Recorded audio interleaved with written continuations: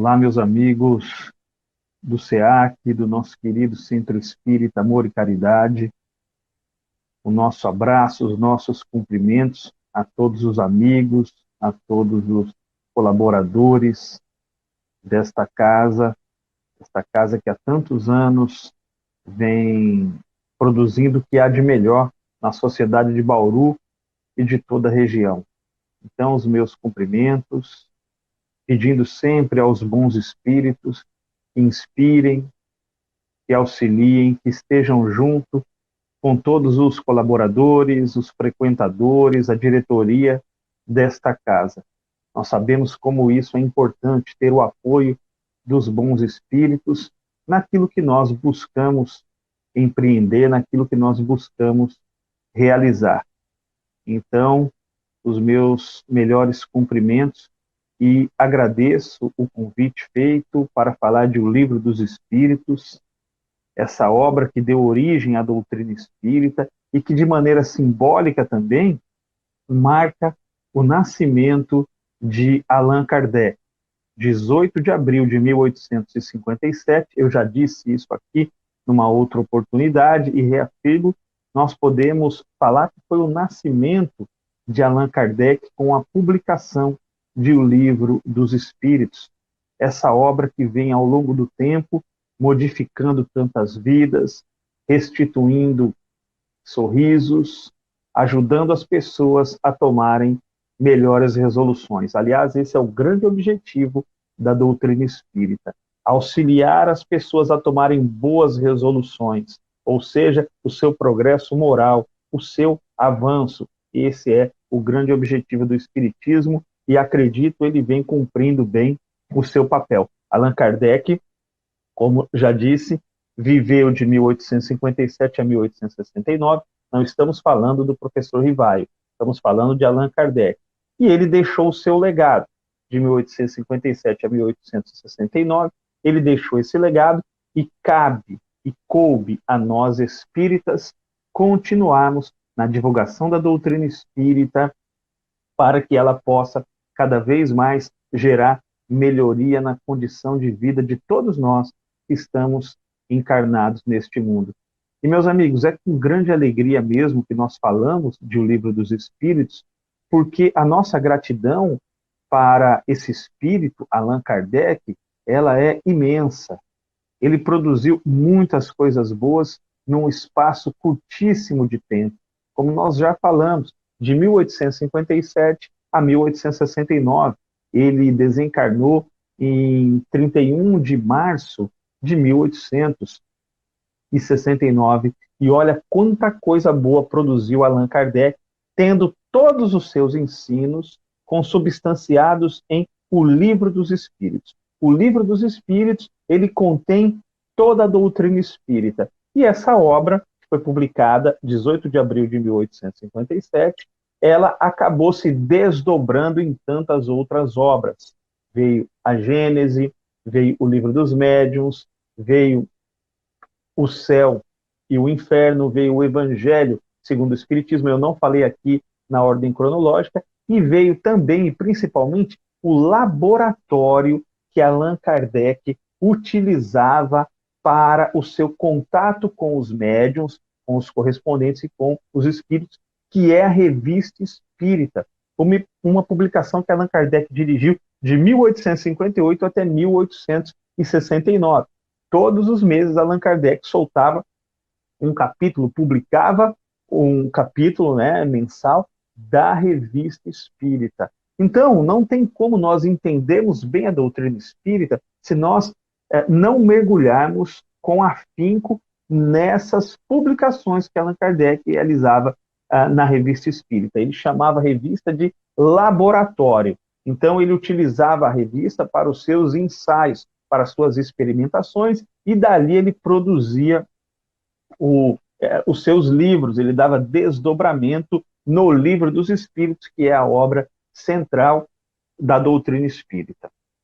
Foi publicada a primeira edição em 18 de abril de 1857 e em março de 1860 a edição completa de O Livro dos Espíritos, que é essa que nós conhecemos hoje. Então, Só dessa edição, dessa primeira edição para a segunda edição, nós já percebemos um avanço. Allan Kardec era um homem que estava ligado às ciências do seu tempo e ele não tinha problema em retificar, em modificar a sua obra. Ele era um homem de cabeça muito aberta. Allan Kardec não era um dogmático. Ele não colocava aquela pedra e dizia o seguinte: daqui nós não saímos. Nada disso. Allan Kardec sempre foi um homem que ia além, que avançava, ele estava ligado, ele estava antenado com absolutamente tudo e ia modificando a doutrina dos espíritos, é claro, em parceria com os espíritos, mas ele ia fazendo uma modificação aqui, uma retificação ali, para deixar a doutrina espírita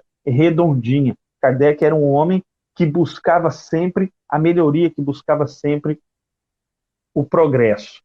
Então, quando nós nos miramos nesse comportamento, nesse perfil, nessa característica de Allan Kardec, nós somos também impelidos a buscar sempre a melhoria, sempre o progresso. Ora, por que eu vou ficar parado? Eu estou com 46 anos. Por que eu vou ficar parado lá nos 20 anos? Não, eu preciso crescer, eu preciso progredir. Aí as pessoas dizem o seguinte para nós: ah, você mudou, ainda bem. Graças a Deus que nós mudamos. Mudar é muito bom, é importante. Não tem como nós iniciarmos a nossa encarnação de uma maneira e terminarmos do mesmo jeito, não tem como. Isso é impossível. Há pessoas que gostam de ficar estagnadas, que gostam de ficar paradas. E aí eu lanço uma pergunta para nós. Será que é o nosso caso? Não era o caso de Allan Kardec. Será que nós apreciamos ficarmos parados? É aquele que fica parado, naturalmente, ele não avança, ele não se mexe, ele não se abre para novos desafios e, por isso, acaba não aprendendo e fica estagnado. Então, ao estudarmos essa obra, o Livro dos Espíritos, nós vamos compreender de fato o papel que viemos realizar aqui nesse mundo. E não é o de ficar parados, é sempre de estar em movimento, é sempre de estar caminhando. Então, meus amigos, por que eu comecei, falei que não disse na ordem cronológica, mas por que eu comecei falando lá da obra Gênese, né? Eu citei, falei que o Livro dos Espíritos, ele se desdobrou em outros livros e falei logo a Gênese, porque a primeira parte do Livro dos Espíritos, que é das causas primárias, ele deu origem depois, lá no ano de 1868, à Gênese. Kardec desdobrou essa primeira parte das causas primárias na obra A Gênese. Então, olha que inteligente, que interessante a metodologia, a estrutura didática que Kardec colocou. Ele inicia o Livro dos Espíritos perguntando o que é Deus. O que é Deus? Ele não pergunta quem. Será que dá para a gente aprofundar-se na natureza íntima de Deus? Quem é Deus? Então ele perguntou o que é Deus. E o que os espíritos responderam? É inteligência suprema, causa primária de todas as coisas. Então observe que Allan Kardec, ele não vai se aprofundar nessa questão. Então nós temos criatura, Deus, que criou os espíritos, que criou tudo que existe no universo, e temos os espíritos, que são criaturas. Deus, o Criador, e os espíritos são as criaturas que foram criados por Deus. Qual é o foco de Allan Kardec nessa primeira parte? Essa primeira parte, o foco de Kardec é no espírito. Então ele vai se aprofundando na questão que envolve o espírito, que envolve o ser inteligente que foi criado por Deus numa figura simbólica, simples e ignorante. Diz muito essa figura simbólica de simples e ignorante. Porque o ignorante aqui no sentido de não conhecer, no sentido de não saber. Que aquele que é simples, aquele que é ignorante, ele tem todo um caminho a percorrer. Então Deus criou, mas deixou com que esse espírito, esse princípio inteligente, construísse o seu caminho, que ele realizasse as coisas, porque senão, onde estaria o mérito? Onde estaria o empenho? Onde estaria o esforço? Como o espírito se desenvolveria se Deus o criasse pronto? Então, Kardec, ele trabalhou nessa questão na primeira parte das causas primárias. Quando a gente começa a estudar, principalmente essa parte, nós começamos a compreender a importância de mergulharmos com profundidade. Porque nós começamos a nos questionar. Poxa, mas se eu sou um espírito, eu sou um ser que está aqui para crescer, para avançar, para evoluir, o que que eu posso fazer? Quais são os caminhos que eu posso tomar? Ou seja, resumindo numa pergunta, o que eu estou fazendo aqui? Qual é o grande objetivo dessa existência? Muitas vezes, nas atividades espíritas, as pessoas perguntam o seguinte para nós: eu não vejo sentido na vida. Há sentido na vida? E de fato não há sentido na vida. Nós precisamos colocar um sentido na vida, uma razão para viver. A doutrina espírita, o livro dos espíritos, vem nos dar um norte. O objetivo do homem estar encarnado aqui na Terra. A essência é o progresso. Agora cabe ao homem trabalhar para que isso aconteça. Então, nessas causas primárias, Allan Kardec vai focando no espírito. Quem é o espírito? O que ele faz aqui nesse mundo? Qual é o objetivo de estar aqui? Eu pergunto a você, a mim, a todos nós. Será que nós já paramos para pensar qual é o nosso objetivo aqui nesse mundo? Porque não tenhamos dúvida, quando o livro dos Espíritos foi elaborado, ele não foi apenas para devaneios filosóficos, ele não foi apenas para o nosso deguste literário, ele foi para que seja aplicado no nosso dia a dia, no nosso cotidiano. Ele veio para o homem encarnado. Então, muitas vezes nós ficamos preocupados em demasia com o mundo dos espíritos, mas nos esquecemos de que nós somos espíritos independentemente de onde nós estamos vivendo. Seja no mundo espírita ou no mundo dos espíritos, seja no mundo aqui dos encarnados, nós somos espíritos e não podemos perder esse foco. Aqui ou lá é sempre o momento do avanço, do progresso, da evolução. A gente não pode perder isso de vista. Então, será que a gente para fazer esse questionamento, para fazer essa indagação? Nós que somos espíritas, ou você que está chegando agora, conhecendo a doutrina espírita agora, será que para fazer esse questionamento? Qual é o meu papel no mundo? O que eu estou fazendo aqui? Eu estou construindo um legado, não um legado para os outros, é um legado para mim. É um legado para mim. São as minhas ações, a minha vida, a minha existência. E eu preciso me ocupar seriamente disso, porque é a razão pela qual eu estou encarnado. Então, nas causas primárias, Allan Kardec vai focando quem são os espíritos, o que eles estão fazendo aqui, qual é o objetivo do espírito estar aqui encarnado. Eu me recordo, meus amigos, que há algum tempo eu recebi uma ligação. Eu me casei 2 vezes, né? No meu primeiro casamento eu fiquei 11 anos e agora estou no meu segundo casamento, já há 8 anos, e recebi um telefonema da ex-sogra, né, da avó dos meus filhos. E ela me disse o seguinte, ela falou assim: olha, eu estou ligando para te agradecer. Eu falei: puxa, mas me agradecer? Pensei que ela me agradeceria pelos netos, pelos 2 netos, eu tenho um casal de filhos. Não, ela disse: eu estou ligando para te agradecer por você ter me apresentado o livro dos Espíritos. Aquilo me deixou muito feliz, aquilo me deixou muito contente. E ela prosseguiu. Ela falou: olha, se não fosse o livro dos Espíritos, a minha vida hoje seria outra. Como me ajudou aquelas noites de estudos que nós realizávamos sobre o livro dos Espíritos, sobre essa obra de Allan Kardec. Então, veja, depois de tantos anos, uma pessoa nos agradece. É claro que o mérito não é meu, eu estou contando uma história aqui para ilustrar como essa obra vem ao longo do tempo modificando vidas, melhorando a vida das pessoas, e alguém nos diz, e alguém nos agradece por nós termos apresentado o livro dos Espíritos. Como isso é gratificante. E eu tenho certeza que pelo trabalho que empreendeu, pelo esforço que depositou na construção de toda essa obra, Allan Kardec está muito feliz. Até porque os espíritos são sensíveis à gratidão, à lembrança, ao reconhecimento.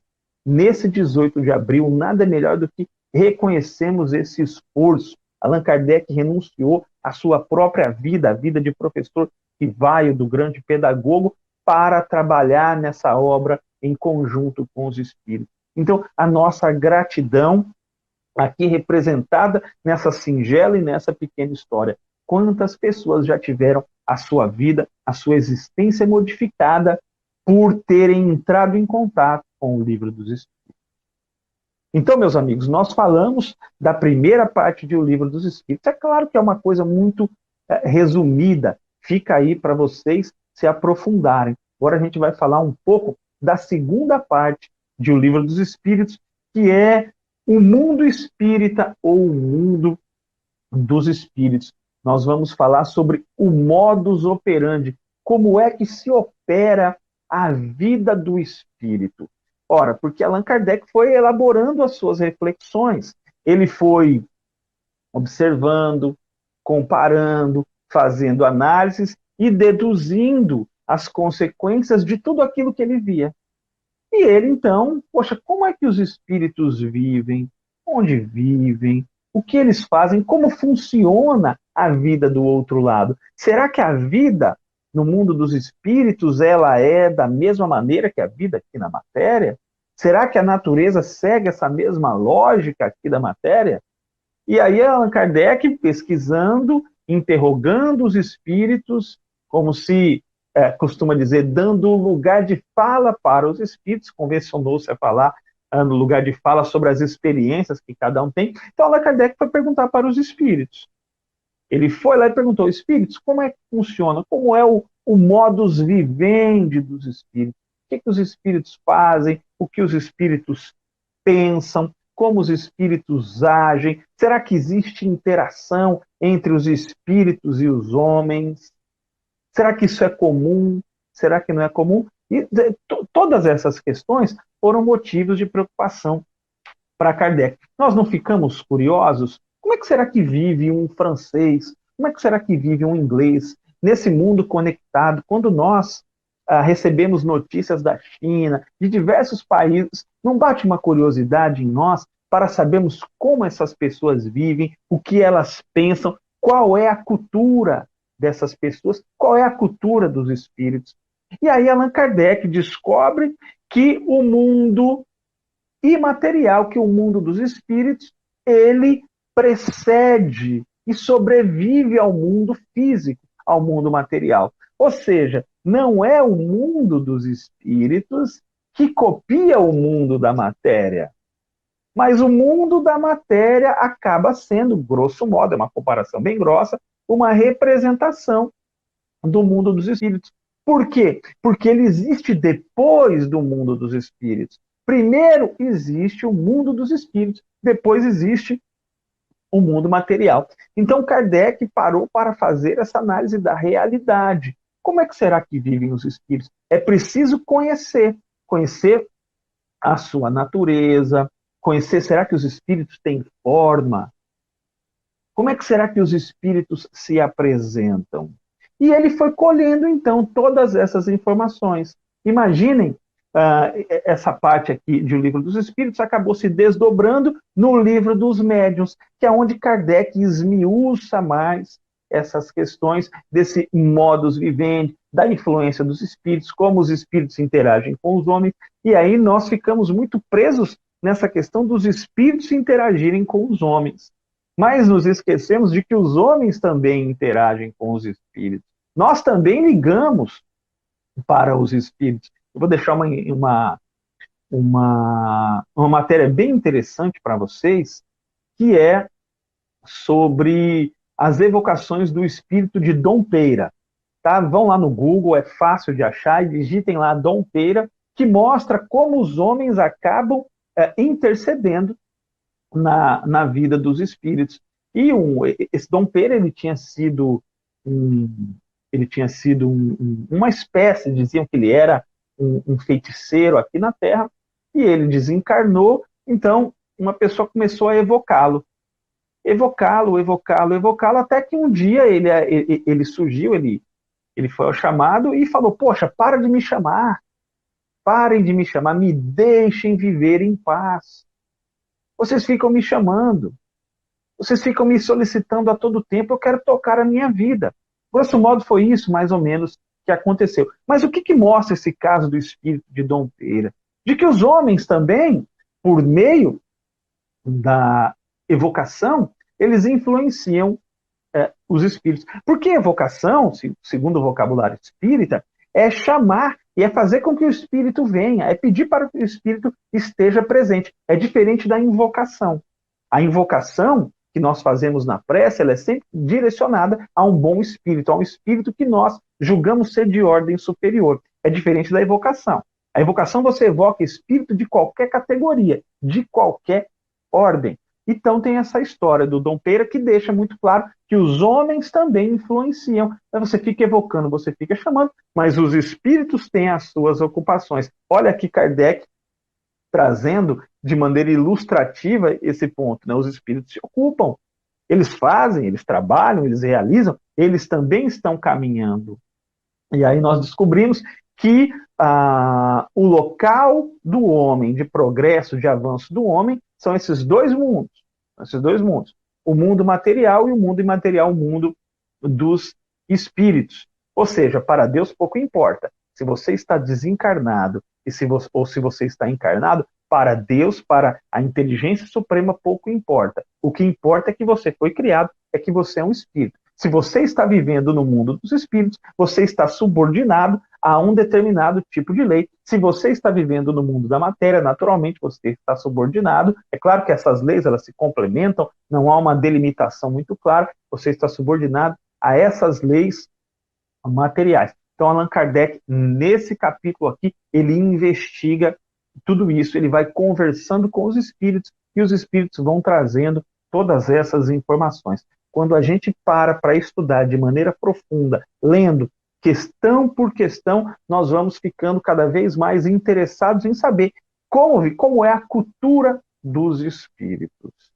E aí nós vamos descobrindo, inclusive no estudo da Revista Espírita, descobrindo que os espíritos nada mais são do que os homens que viveram aqui na Terra, com as suas mesmas características, com as suas mesmas tendências, com as suas mesmas vocações, em marcha de progresso, portanto, em constante mudança, mas a essência do homem é sempre a mesma. Bons homens, bons espíritos. Aí as pessoas ficam muitas vezes questionando. Então, quando que o mundo dos espíritos vai se modificar? Quando o mundo material se modificar. O indivíduo, ele desencarna bem, ele desencarna tranquilo, ele desencarna em paz, ele vai para o mundo dos espíritos, e quando isso acontecer com todos os habitantes aqui do nosso mundo, vocês acham que será necessário, por exemplo, uma atividade como reunião de desobsessão?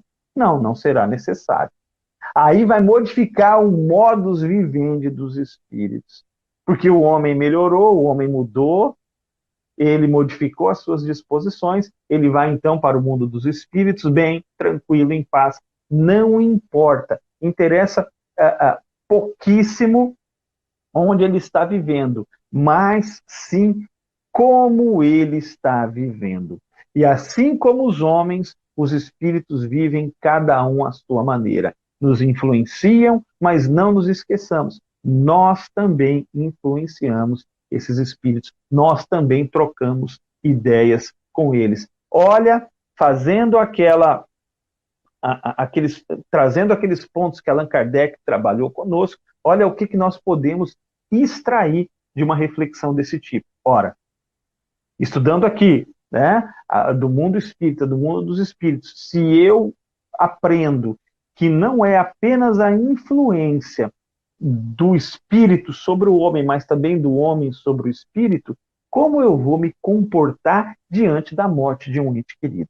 É claro que eu vou chorar, é claro que eu vou sofrer, é claro que a situação será difícil. Quando um amigo muda, quando um amigo viaja, quando algum parente ou ente querido viaja, não vai mais estar fisicamente conosco, nós sofremos isso, é perfeitamente natural, compreensível. Mas no horizonte de médio e longo prazo, e a maneira que eu vou encarar essa situação ela se modifica completamente quando eu passo a entender que eu também influencio os espíritos. Então, como se comporta uma mãe, como se comporta um filho diante da revolta daquele que não aceita as leis da natureza? Então, todos esses tópicos Allan Kardec ele aborda aqui, nessa segunda parte aqui do mundo dos espíritos. Como os espíritos vivem, a forma dos espíritos, que é sempre a forma humana. Aí ele se aprofunda nas questões que envolvem o perispírito, na propriedade do perispírito, e aí eu vou deixar para vocês pesquisarem, para vocês avançarem. Mas, basicamente, é isso. Fica esse aperitivo para a gente aprofundar-se, né, degustar aí, ir adiante no prato principal, que é um estudo um pouco mais vigoroso dessa obra de O Livro dos Espíritos e também de O Livro dos Médiuns. Então, nós falamos da primeira parte, agora, né, das causas primárias. Olha a estrutura que Kardec coloca, né, das causas primárias, e ele começa a questão com Deus. Aí a gente e investiga o espírito. Aí a gente passa para a segunda parte, que é o modus vivendi dos espíritos, como isso se opera, como as coisas acontecem,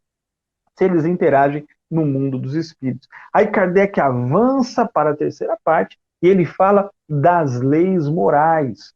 O que são as leis morais? As leis morais, elas regulam a vida do homem, elas regulam a vida dos espíritos. Eu considero essa terceira parte, mas aí é uma consideração minha, eu considero essa terceira parte a mais importante para aplicação na nossa vida aqui na Terra.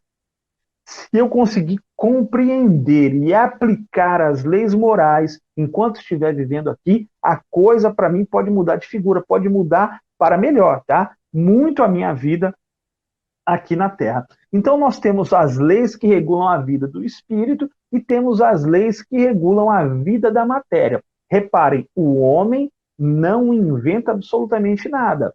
Ele estuda, ele se aperfeiçoa e ele descortina essas leis. Ele vai observando, ó. Ele observa como as coisas se operam, ele deduz as consequências, então, e ele vai paulatinamente se moldando. Então, eu tenho a vida do espírito e a vida da matéria. O que acontece com a ciência convencional aqui na Terra? Ela estuda apenas as leis da matéria.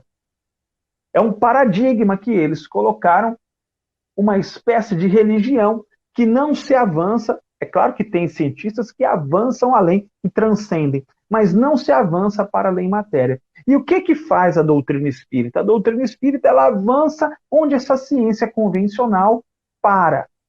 Qual é o nome disso? Ciência espírita. Estuda as causas primárias, estuda o modus vivendi dos espíritos, estuda a interação. A ciência espírita vai além. Ela quer saber se há algo com a morte do corpo físico, se há algo. Hoje, alguns estudiosos, eles dizem, né, por conta das experiências de quase morte, por conta também das lembranças espontâneas que várias crianças têm, eles costumam dizer, eles não falam alma, não falam espírito, mas eles costumam dizer que a consciência sobrevive à morte do corpo. Eles costumam dizer isso. Já é um passo, já é um avanço. Nós espíritas já chamamos de espírito. Como nós temos o Livro dos Espíritos, Allan Kardec foi um cientista que se aprofundou nisso e que procurou fazer a interação entre as leis da alma com as leis da matéria, já nos dá esse banquete, já nos traz essa maravilha de obra para nós nos aprofundarmos. Mas isso é muito importante, a gente focar aqui nesse estudo das questões morais.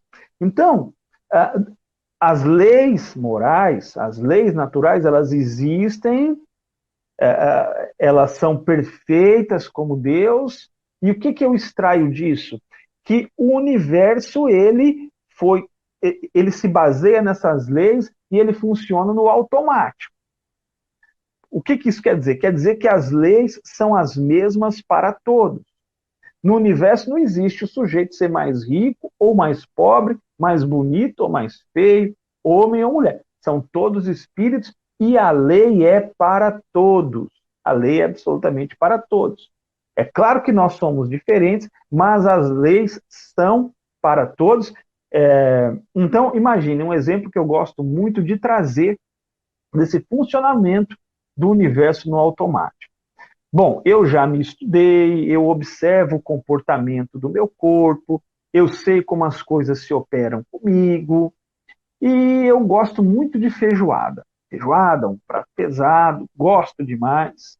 E eu sei, eu já vi, eu já observei, porque eu sou um indivíduo que eu reparo no meu comportamento, eu anoto, eu observo o meu comportamento, eu sei que eu posso comer só um pouco de feijoada, um prato lá, vai, cheio de feijoada, só posso comer isso. Não posso passar disso. Eu já me estudei. E aí o que acontece? Como eu gosto muito, eu cedo ao apelo de um dos, como dizem, 7 pecados capitais, a gula, me excedo, ultrapasso aquele limite que está marcado para mim e acabo me alimentando 2 vezes, 2 pratos repletos de feijoada. O que acontece comigo? Eu vou me sentir mal. Eu vou passar mal. Esse é o grande ponto. Deus fez leis para todos. E essas leis funcionam. Se eu pegar essa caneta e soltar, ela vai cair. Gravidade. As leis, elas estão aí. Elas funcionam absolutamente para todos nós. Eu dei esse exemplo da feijoada, mas apenas para que nós compreendamos isso, entendamos essas questões. Se eu burlo uma lei, naturalmente vem uma consequência. Então eu preciso me estudar para compreender essas leis morais. Então eu estudo as leis da matéria para entender o mundo em que eu estou vivendo e estudo as leis da alma, estudo as leis morais para que eu possa compreender. E eu posso colocá-la em 3 níveis. O homem tem basicamente 3 deveres a cumprir. Embora muitos não gostem, não queiram, nós, meus amigos, temos deveres. A vida, ela não é feita apenas de direito. A vida também é feita de deveres e cumpri-los é fundamental para a nossa felicidade. Então, o homem tem deveres para com Deus, que estão explícitos aqui nas leis morais. O homem tem dever para consigo mesmo. Lembra quando eu falei da feijoada, os cuidados com o corpo? Observar-se, conhecer-se. Tem pessoas que sentem uma dor de cabeça aqui, já sabem, olha, já sabem mais ou menos o que é. Tem mais ou menos ideia do que acontece consigo. É uma pessoa que se observa, é uma pessoa que se repara. Eu não estou dizendo para se automedicar, não é isso. Só estou dizendo que a pessoa se observa. Ela chega na frente do médico e diz, olha, eu estou com uma dor aqui, doutor, e pode ser isso. O médico vai investigar e é justamente aquilo que ela disse. Por quê? Porque ela se conhece. Ela sabe como o seu corpo opera. O que isso quer dizer? Quer dizer que é uma pessoa que cumpriu esses deveres. Cumpriu os deveres para consigo. Cuidou do corpo. Observa, quais são os alimentos que, se você ingerir, te fazem mal? Quais são os que te fazem bem? Quais são os que você pode comer um pouco mais, um pouco menos? Tudo isso faz parte do dever que nós temos, lei de conservação, para passar uma vida boa, melhor aqui nesse mundo. Que o espírito precisa aproveitar essas experiências. E no terceiro ponto desses deveres está o dever para com o seu semelhante. Para com o seu semelhante. Lei de liberdade, a gente estuda isso. Respeito ao direito de todos. Então, nessa parte de O Livro dos Espíritos, nós vamos adentrando nessas leis morais. E, como eu disse, elas são extremamente importantes. Essas leis morais aqui foram nada mais, nada menos que a base para Kardec compor o Evangelho segundo o Espiritismo. foi publicado no ano de 1864. Então vocês viram que não está em ordem. Tem lá o Livro dos Médiuns, né, que diz que está ali falando da segunda parte do mundo dos espíritos, e a terceira parte das leis morais está ali no Evangelho, desdobrada no Evangelho segundo o Espiritismo. E nós encerramos, né, a quarta parte, nós encerramos com, e nem poderia ser diferente, das esperanças e consolações. Então, as causas primárias, como os espíritos vivem, as leis morais, mas temos as consequências das esperanças e consolações. Olha que maravilha. Então, meus amigos, eu tenho duas notícias para lhes dar. Uma notícia ruim e uma notícia boa. Qual vocês querem primeiro? Em geral, quando nós perguntamos isso, é curioso que as pessoas dizem, dá logo a boa. Não, mas eu vou dar a ruim primeiro. Eu vou dar a notícia ruim. Nós não escapamos das consequências dos nossos atos, dos nossos pensamentos, das nossas omissões. A gente não escapa. Mas eu tenho uma notícia boa também. Nós não escapamos das consequências. É uma notícia boa. Porque as consequências, elas virão. As pessoas têm o hábito de considerar que consequência é só algo ruim. Não. A consequência pode ser boa também. Se eu fizer boas coisas, as consequências serão boas, serão excepcionais.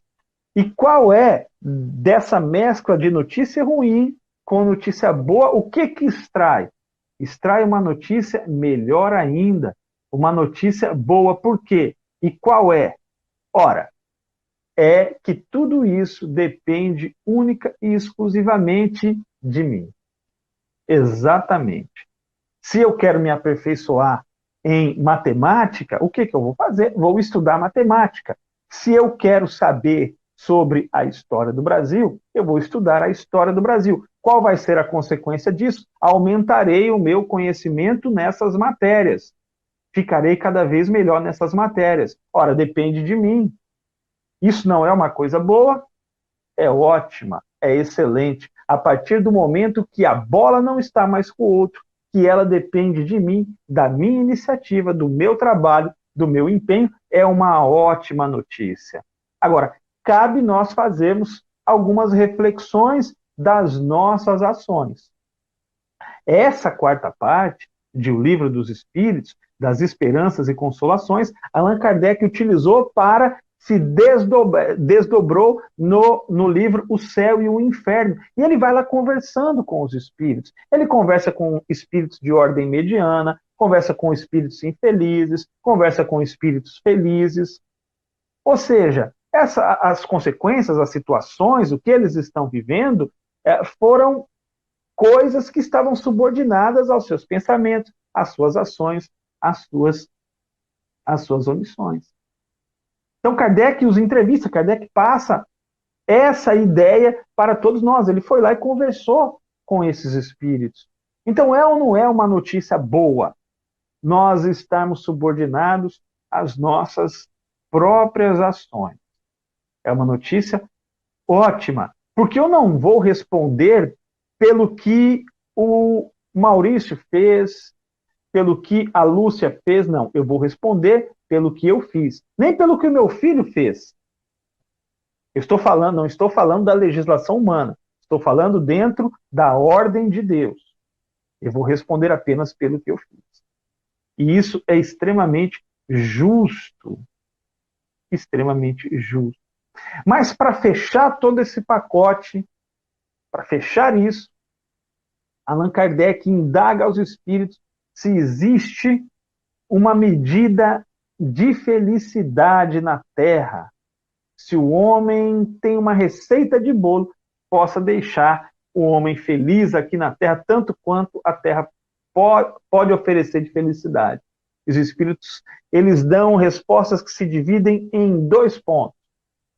Ora, o homem vive na matéria, então eles precisam falar do ponto de vista material, posse do necessário. E eles complementam com o ponto de vista moral: consciência tranquila e fé no futuro.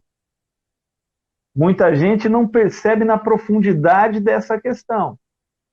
Nós conseguiremos essa felicidade relativa que se pode aspirar na Terra ou em mundos semelhantes quando estivermos com a consciência tranquila.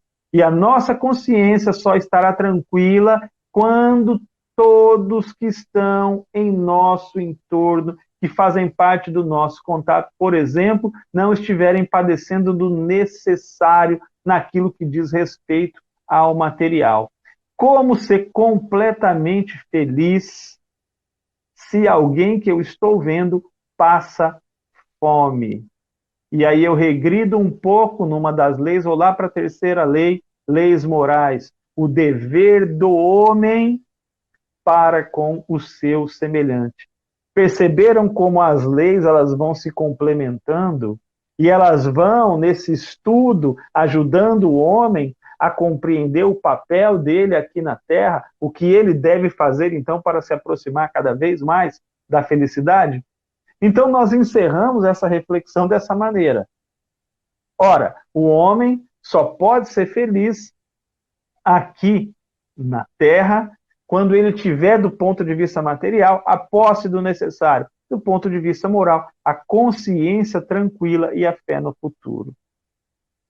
Se ele já está desperto a esse ponto, a olhar para os lados, a compreender os deveres que ele tem, que estão divididos em três, e nós repetimos aqui, com Deus, consigo e com o seu próximo, ele se empenhará, como dizem os próprios espíritos, os fortes atenderão os fracos, para que a felicidade aqui na Terra reine para todos.